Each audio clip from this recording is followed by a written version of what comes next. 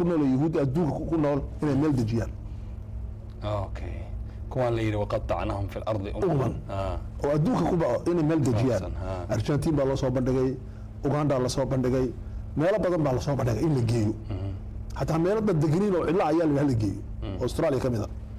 دول هذه الدور يدين يا صح لكن رجال بيتك وحيد هذين وإن الإسوا فجنو عقيدة البروتستانة هي عقيدة اليهود قاركود هي الدنيا صدق على إسوا فجنو سأسكوا فجنو وين فلسطين لقي dadka yuhuudda qaar waxay aaminsan Falastiin ay ku leeyihiin protestants waxay aaminsan Nabi Ciise inuu yuhuudda ku soo dhici doono Falastiin soo Falastiin ku soo dhacay in dadkiisa la keeno oo farxaya marka khuruus waan soo dejinayna u soo dhaqsado meel loo sii diyaariyeen ugu soo dego say leeyihiin arrinta saddexaad ugu dambeysana waa maxay quwadda islaamku si inuu u soo laba kaclayn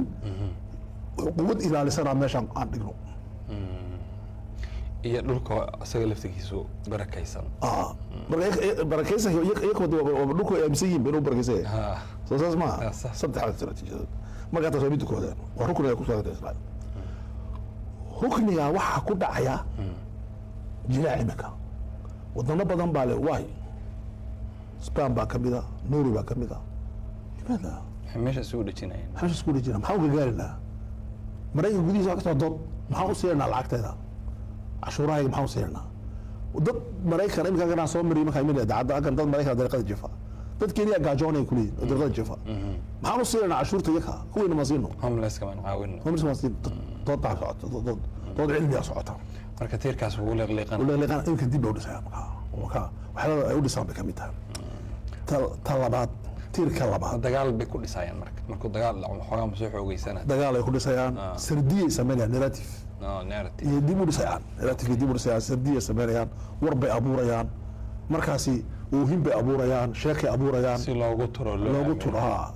يمكن ور بين قبل جرت مالتي 7 أكتوبر حبلان لكم صلي وبين نقطي لكن مدحوينها مرشحة مدحوينها مريكا شرحت يا كمالا ويدري شتمتي لوتو حتى وقحما هنا قبل لكم صلي والناس كي رقبتها الى باشا سجلتها وقحما بعد اللانجويج كذا لقى فهم لكن قرنسا الى بينتها لكن استعمالها سواء سرديه ونراتيف لسميه قرتي marka taasi waa mid koobaad weeyaan mid labaad waxa weeyaan Carabta ku meersan Israa'iil Falastiin ku meersan ma suurtagelayaan inay ka hortagaan Israa'iil awoodda laga tirtiray awood tirtir Carabeed baa jirta iyo awood tirtir Islaameed arrintaasina waa rukni Israa'iil ku taagan tahay in awoodda laga tirtira waxa ka mid ah ayaan dhaweytu maqashay aad ma taxliin doonaa pager wax dhado ay lagu qarxiyay dadka Libnaaniyiinta yes tiknoolajiyada la siiyo wadanada Carabta hatta diyaaradaha laga iibiyo marka ay Israa'iil haday ka ciidaadin ma kicin karaama aqran ka baqteen kuwi ka iibshay hadii la doono ma maalinta Israa'iil noqoto wala ka baqtaa wala laga iibin kara shalay soddon F16 laga iibin karaa صح لكن ما حيسكو هايستان تركيا iyo Mareykanku isku haystaan diyaaradaha noocaas Turkidu waxay direen injineeradoodii oo ka shaqeynayay si aan wax loogu darin habeen dhawaan dhex joogo aan looga damin marka aan nasiib yiraahdo ma nasiib لانه gacanta laguma yeelan karayo laakiin waxa imika la isku waafaqsan yahay hubka Carabi haysato dhan in la dimin karo oo Mareykanku soo ibshay ولذلك imika waxay ka fikiraan Carabtu khaasatan Sacuudiga waxay ka fikiraan inuu China ku soo يروشك لأنه مكا عجزي باجرا مستواها بالك السريسين يعني كرتي أود عيدا كعرك إسرائيل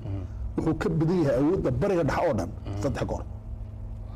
يقول والله ما كل يوم رسمي يجي يسرع كرتي مركا تير كلامنا وأود سيبيد عربتا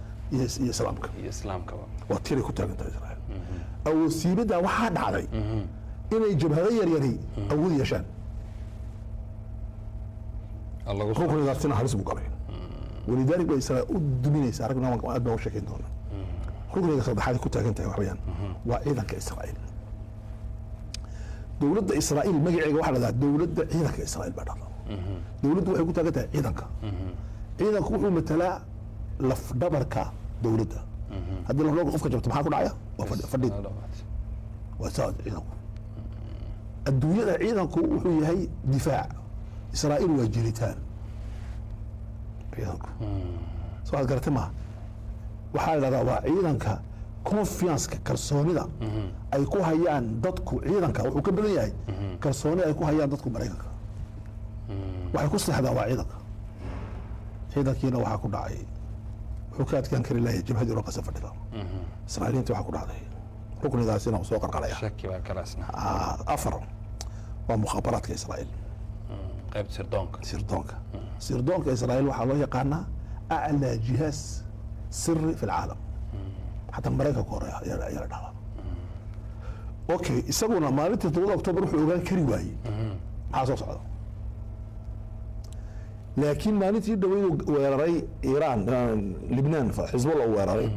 waxa uu soo ceshanaya haybadii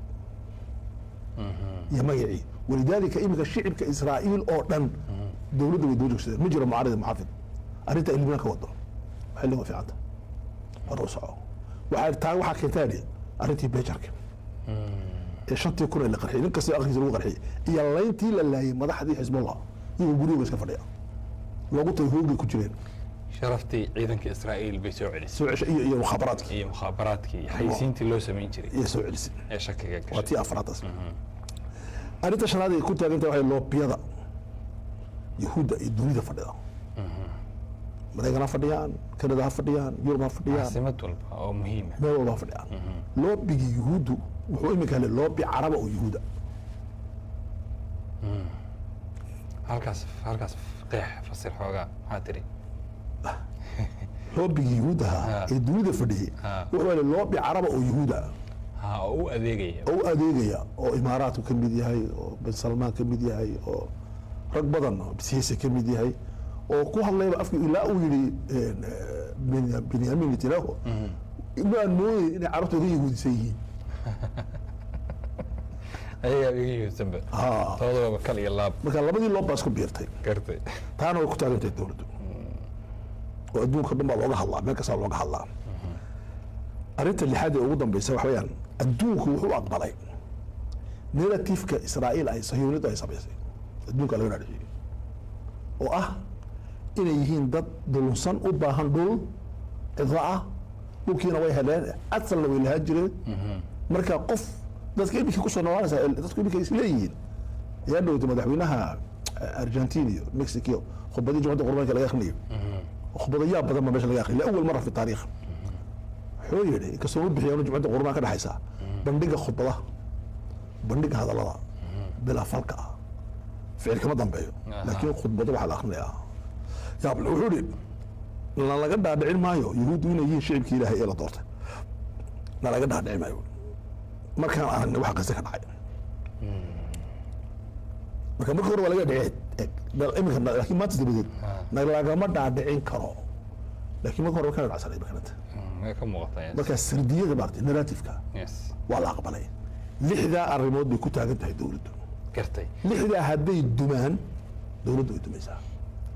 walidaalika imika waxaad aad u maqli doodaha markaad dhegaysatid adduunka ka dhacaya xataa Israa'iil haddaad dhegaysatid idaacadeega saxaafadeeda haddaad dhegaysatid waxaad maqlaysaa jiritaankeenii baa halis ku jira waa kelmadaan hore loo isticmaali jiray waxaa kaloo ku jira doodaha Maraykanka dhacaya jiritaankeegii baa halis ku jira waa in la ilaaliyo Trump maalintii dooda isaga iyo Kamala Harris wuxuu dhahay hadday Kamala Harris madaxweyne noqoto Israa'iil laba sano ma jiri doonto Trump marka halku ka keenay ani waxay la tahay waa been laba sano way jiri doontaa shan sano toban sano laakiin isagu si uu hadlayo wuxuu u jeedaa inay jiritaankeega halis ku jirto Israa'iil kelmadda inuu isticmaala ayaa dad badan baa sacab ugu tumaya inuu isticmaalay baaba soo dhawaatayba because marka hore ma la isticmaalay oo doorasho ku soo galay marka arrimahaas waxa ku tusayaan marka waa saas weeyaan Israa'iil waxa ku soo gartay sheekhana si fiican baad u falanqaysay ka dabcan dhinaca kale ee muqaawamada ama raggan iska caabinta wada iyaga laftirkooda dagaalkii waa dheeraaday sidii la rabay in waqtiga lagu qararamsado waa lagu qararamsan waayo lagu baabi'in waayay laftirkooda waxaa muuqato in ay markaas ku taagan yihiin tiirar tirar caynkee ah ayay ku taagan yihiin. Okay, horta muqaawamadu resistance baa dhada. Resistance waa iska iska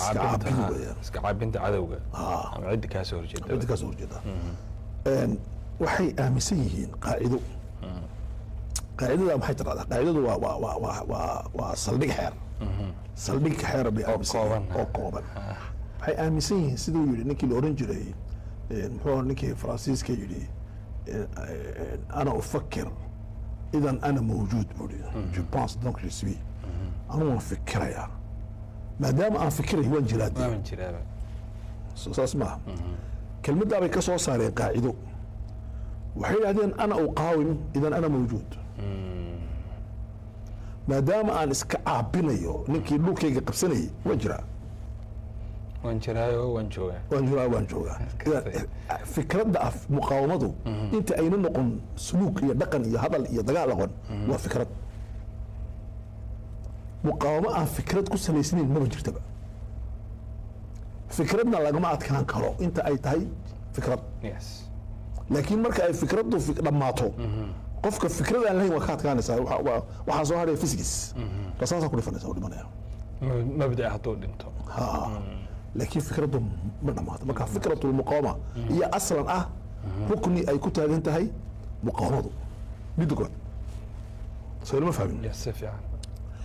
midda labaad ay ku taagan tahay sharciyatu lmuqaawama. inaan la muqaawamoodo oo la iska caabiyo waa sharci.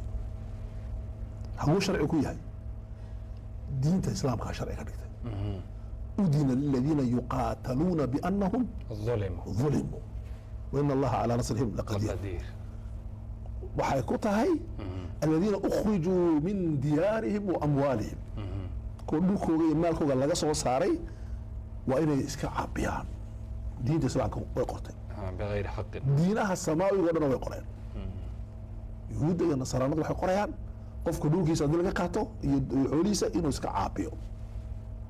waa sharciyadna samaawi ah. qaanuunka dawliga ah, xeerka dawliga ee adduunka dhan loo dhigay ee adduunka u ictiraafay inay juqraafi ahaan dhulka la kala leeyahay. wuxuu u ictiraafay falastiiniyiintu inay dhulka leeyihiin oo dhulkooda laga qaatay. haddana markii dambe wuxuu ictiraafay in dhulka falastiin la yidhaahdo laba loo kala qaybiyo. qaybna yuhuudda la siiyo, qaybna la siiyo falastiiniyiinta carabta. wuxuu yidhi carabta la siiyo. laakiin suu qaybiyey beriga ma taqaanaa 47 suu qaybiyey wuxuu qaybiyey 50 iyo 50. sharciyadda dawliga waa halkaa waxay taalo. boqolkiiba 50 bay leeyihiin dhulka falastiiniintu. marka laga dhaqaaqa sharciyadda dawligan taasina maxay u ogoshahay? muqaawama u ogoshahay. inay iska caabiyaan qaanuunka dawligii, qaanuunka insaaniga ah, xeerka bini'aadantinimada qof kasta oo aadamiya waa inuu muqaawamo sameeyo. anu waan dhaafay inaan dhahdo qaanuun insaaniya, qaanuunka xayawaaniga ah. libaaxa haddaad ku dowlatid dhufayskiisa iska ka caabinaya aad ku dili. ciyaalkiisa haddaad dowlatid, xaaskiisa haddaad dowlatid, intaa isagu uu ilaashaday. curiga maarata curiga bisada soo curi maaha. meelaha uu degan yahay kaadibu ku shubaa. wixii halkaa bisada fadhiya isagaa le. wuxuu u sheegayaa curiyada kale xuduudan waa muqadas. nin baa fadhiya lama soo geli karo. waa qaanuun xayawaani hataa. iska caabintu waa qaanuun xayawaani. taana way aaminsan yihiin. allaba awoodooda arkaantay ku taageen. rugna saddexaad waa rugna juqraafi ah. waxa weeyaan juqraafiga oo dhan awood buu yahay yaga. shacbiga masar siduu u leeyahay wuxuu la jiraa muqaawama maaha dowladda. shacbiga suuriya juqraafiga oo dhan taariikhda oo dhani iyo kay la jirtaa. awoodda saddexaad ta afaraadi waa maxay? awoodda muqaawamada ay leeyihiin waxay leeyihin waa insaanka. qofkii 47kii 48kii 80kii 90kii ma joogo imika. waxaa jooga qof kale. qofka kale waxaa dhahdaa nitaaju 3 umuur. 3 arrimood baa dhashay. waxaa dhashay tarbiya islaamiya oo camiiqa ah 2. waxaa dhashay tarbiya muqaawama wa nidaam oo iyaga xoog loo tababaray. 3aad waa teknoloji. waxaa taqaana naqaanaa. waxaa samaynaysan waa samaynaya. kaama hooseeyo haddaana kaa sarray. marka taasina waxay tahay waa muqaawamadu waxay ku taagan tahay weli isku kalsooni baa ku dhex jirta marka arrimahaas oo dhani waxaa iminka dareemaysaa inay gargaarkii wadannada carabta uu ka yaraaday muqaawamada tii shucuubta ku socota oo meel ay u marto aan la gelinayn laakiin la bixinayo waa garad soo maha marka waxaas oo dhan muxuu siiyey waxa weeye waxay ku taagan tahay muqaawamadu wayaan iyaduna insha allah gartay waxaan u gelaynaa qaybta labaad oo ah isu barbardhigga awoodaha su-aasha koowaad aan kaa weydiinaya qaybtaasna waxay noqon doontaa dagaalka hadda socda istiraatiijiyadda Israa'iil ay ka leedahay horta waa maxay su-aashaas dabcan dadku isweydiin karaan inay aada u fahmaan cumqigeeda istiraatiijiyadda Israa'iil ay ka leedahay dagaalka iminka socdo kaasi waa maxay sax waa gartay okay jazaak allah khair horta haddaan istiraatiijiyadda Israa'iil waxaan kala saari karnaa labo labadaas waxaan kala saari karnaa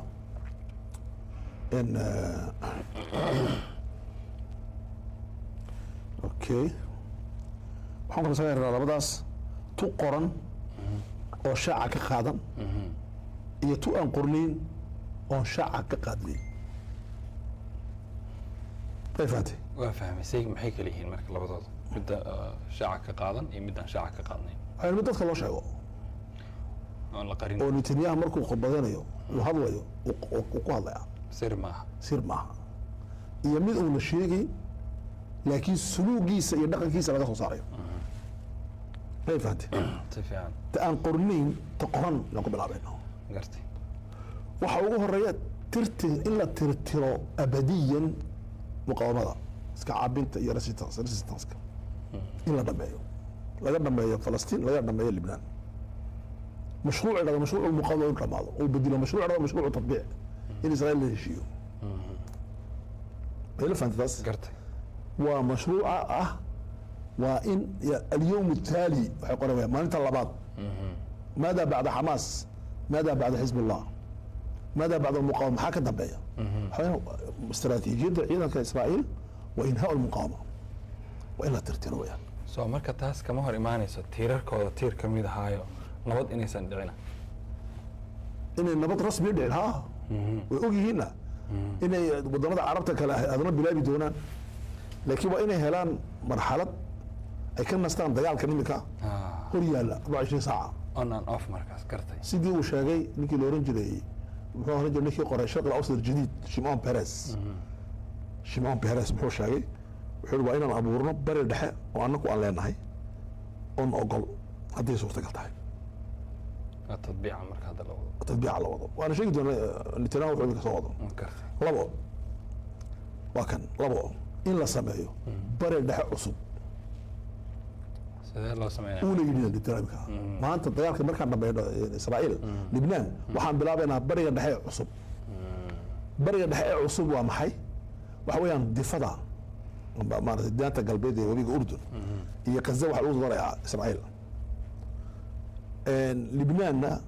لا 40 كيلومتر بديل له عليا اردن waxaa la geenayaa shacabka Falastiiniinta ayaa la geenayaa kadib waxaa markaa laga fikirayaa in bariga dhexe dib dambe khariidadiisa loo fadhiisto khariido cusub la sameeyo ولذلك wuxuu rumaysan yahay Netanyahu in ajiiba wuxuu rumaysan yahay Israa'iil inuu yahay asaasiga labaad asagu بن جريون يا أساس إسرائيل في هراء صح مدحوينه يقولي يسقوا إحنا قلنا مدحوينه إسرائيل طلبت ويقولون واحد ما تمر حلب إسرائيل في هراء ما فهمت متكلم كل شريعة أيام لو يتوحولي أنا بقول أنا هيقولي إسرائيل إن أنا أساسه دولة أنا كدمان تمرك واحد كينا تندمانسه مد أندمان أساسه متكلم عجيبة هذه وحال دي بلو تاريخ ذا نتنياهو لا طريقه نتنياهو سو مرسد مرحله وحوها مرحله دي وسو ساد برني oo sideetanadii ilaa lagu soo gaaray sagaashanadii lixsagaashankii lix iyo sagaashankii markuu soo galay waxaa la galay marxaladii uu siyaasadda u galay sidii nin siyaasi oo caadi ah oo Israa'iil u shaqeynaya oo qoray kitaabkiisii makaan taxta shamsi waa in adduunka meel ku yeelano maanta wuxuu isku arkayaa nabi oo kale badbaadiye suu Trump isku arko amba Ahmed Abi soo isku arko waa marxalad iminka adduunku saa isku arkaya qofku wuxuu isku arkaya inuu yahay qof muqadas oo Ilaahay soo diray حتى بوتين ساس ودوي buuti saas u dhow yahay marka saas isku arkay aragane ka ugu laan waxa in la soo diray marka wuxuu aaminsan yahay arintaas balad xol cusub uu sameeyaa arinta saddexaad waxa weeyaan in qadiyada Falastiin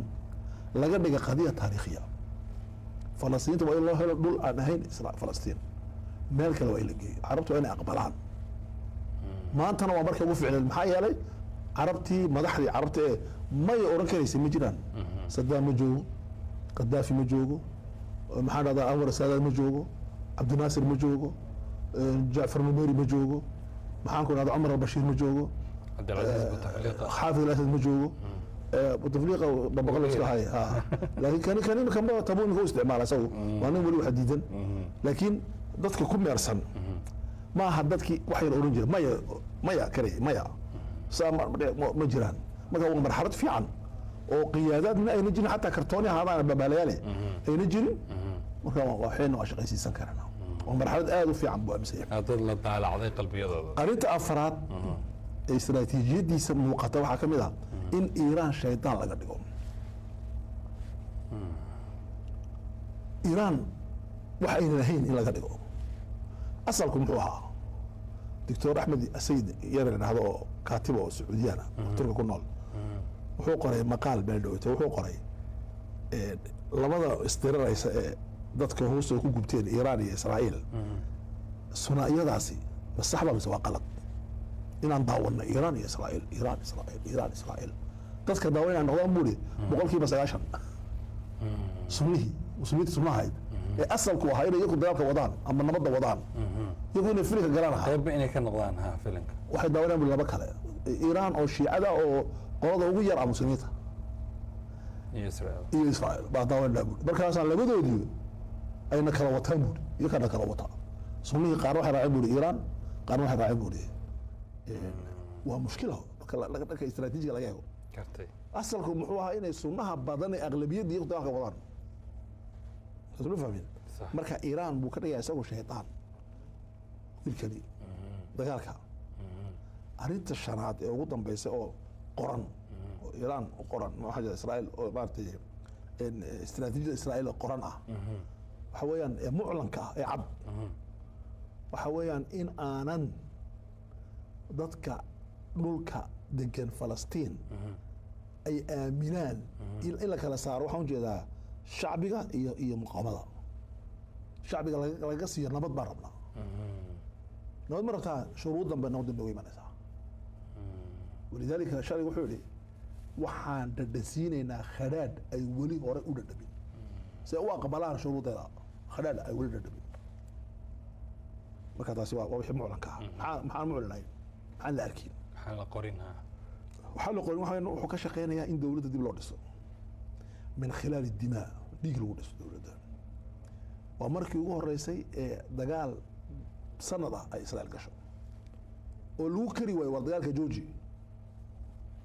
waqtiga uu dhaafay aad geli jirteen habkiina uu dhaafay dagaalka naga Jooji waa lagu kari waayo kartay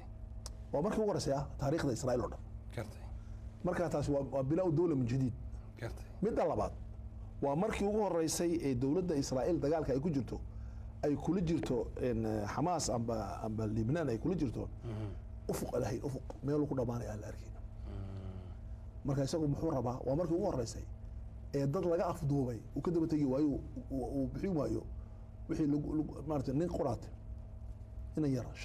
shaalmeed ma rajul ku yaro bari la afduubay Hamas afduubtay oo ina yar dhalinyaro ah imse qof baa ugu soo siiday 10,000 yaa kamid ahaa Sinwar waa gartay maanta 100 baa laga hayaa oo qaar dhalimanayaan kama daba tagayo oo adkeysanaya wala yaabin yahay qofkii awal toole qofka ileen wadanka Israa'iil wadan dimuqraadi sheegto qofku codkiisa iyo qofku madaxweyne ku noqdaa way ixtiraami jireen dadka dhiigooga maanta lama ixtiraamay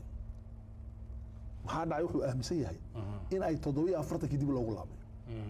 oo Israa'iil dhisayo marka ma cadeynaya page cusub furay labo wuxuu ka cabsoonayaa jiritaankiisa inuu halis galay marka boqor shaac laga ma qaadayo dagaalka waxa lagu jiraa waa khoof jiritaan hadida jiritaan صدح وحور ربع تنا مهم جدا أمريكا إننا منطقة كجوري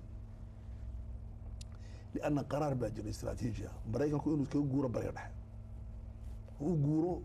مارتي شيرها وحنا نور كان بريكا عدو كوباد إن محتمل هين عدو استراتيجي مريكا قاليس قل لي واجاينا وإنه أودي سالك وراه بريرح نسكته يهود مركز على الناس ويديدن تحي هذا مهجوري هذا قلت أنا هالس قليا أنا حتى هالس قلوا هذا دنا حاجة بدل ما حاجة سقليا يسوي مركز وحو أهميسية هاي مريكا كاركود دنا يهود إلى اللي سي أو ذاك على صوبه إلى الكريا وإمارات وكم يطاي والسعودي وجميل هاي دنيه ولا إلى الكريا أديته أنا in the hard life and now we are talking a hard life. You see here? No excuse. He's collected his plastic bottles and he's going to buy now. We are talking about that life. Now they are training to him to be a good man.